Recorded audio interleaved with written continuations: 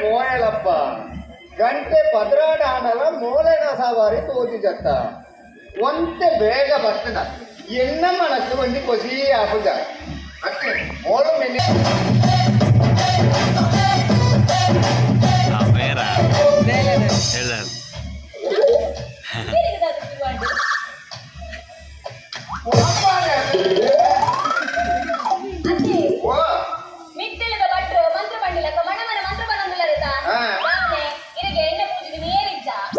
ಎಣ್ಣೆ ಪೂಜಿದ ಮೀರ ಮೀ ತೊಳೆಯಲ